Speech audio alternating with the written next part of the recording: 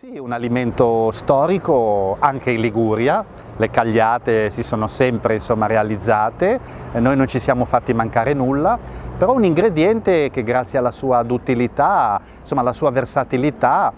si sta rivelando prezioso in tutta una serie di impieghi, quindi non solo nelle tradizionalissime pasqualine, nei panzotti proprio quelli della tradizione, ma anche in una serie di ricette innovative. Faccio un nome per tutti: la cheesecake. Grazie alla sua nota acida, oggi che si cerca anche molto il contrasto gustativo, è un ingrediente, ripeto, che si rivela molto versatile e tra l'altro è un ingrediente che, anche andando indietro nel tempo, ha buona fama, perché già un Ambrogio De Rico, un dietologo dei secoli passati, non lo aveva demonizzato nel suo trattato sui formaggi, ma quindi viceversa un piatto della mediterraneità assolutamente di cui fidarsi. Prescinseux è una parola anche dal suono classicamente genovese, in Italia lo possono chiamare raveggiolo, forse si lega al raviolo, felciata e così via, quindi un ingrediente anche che convivialmente ci lega a molte altre terre.